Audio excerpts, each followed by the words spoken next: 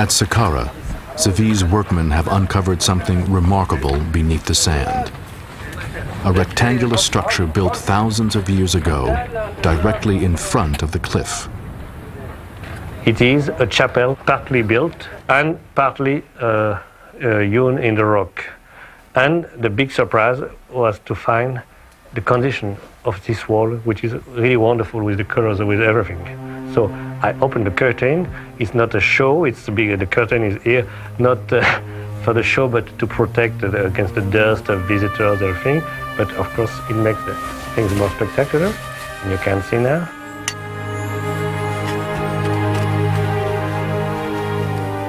Sorry, a lot of silk. A big part of the chapel is here. It's absolutely wonderful.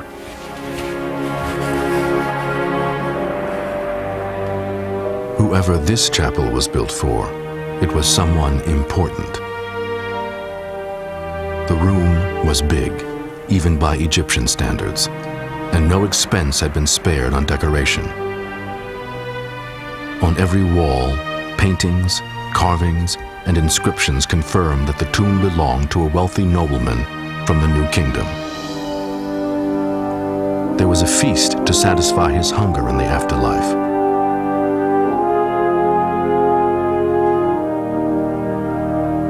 Servants to carry out his every wish.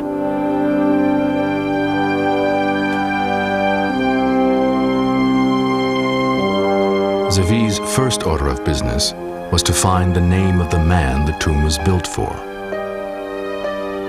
Always this kind of obsession. You enter a tomb, where is the name? The name is here, 2 falcons on a standard, and these signs. It is oui, mes. This is how to read this. There are several interpretations. I chose Necher oui mes, the man who is born from the 2 gods. The 2 gods are Horus and Set. Zavi is unfamiliar with the name Necherwemus, who he was, or what service he provided for the pharaoh. You can see the name of the man, Necherwemus, here and here.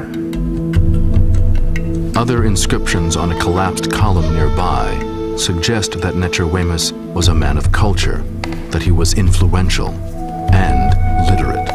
A lot of epithets.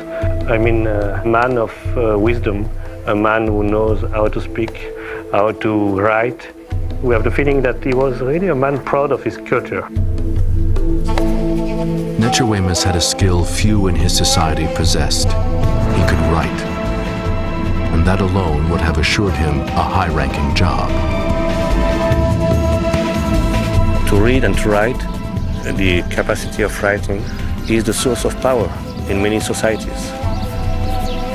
An official in Egypt is somebody who can write. But Zavi feels certain Necherwemus must have been more than a mere scribe to have merited such an opulent tomb. He had obviously served the pharaoh, and served him well. But in what capacity?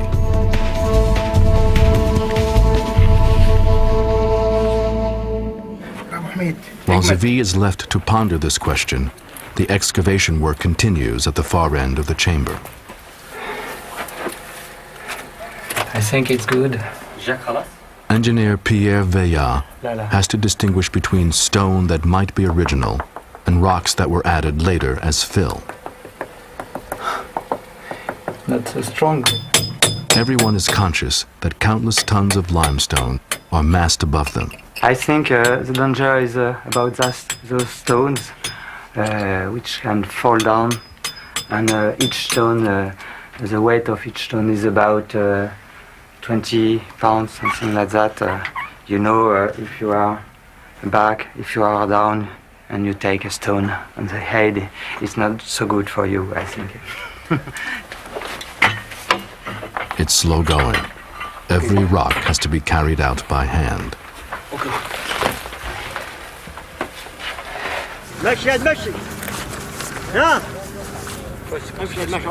But eventually, they break through and find something.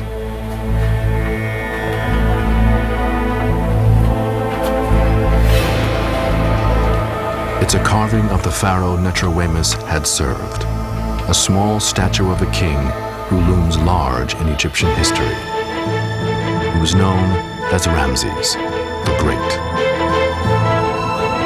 Ramses was a king among pharaohs who ruled Egypt for over 60 years, fathered nearly 100 children, and oversaw the greatest building spree in his empire's history at places like Luxor and Abu Simbel.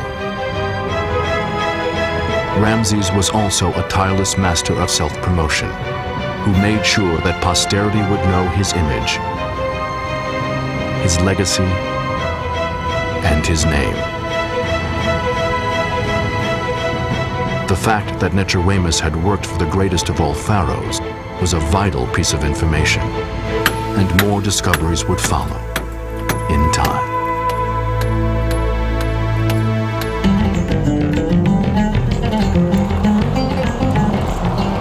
On the outskirts of the Bahariya oasis lies a Greco-Roman cemetery discovered in 1996 by Zahi Hawass and his team. Dr. Hawass has returned to see how the excavations are coming along. He's chosen Egyptian archaeologist Tariq El-Awadi to oversee the work. The cemetery covers some 14 square miles, all of it hidden by tons of sand.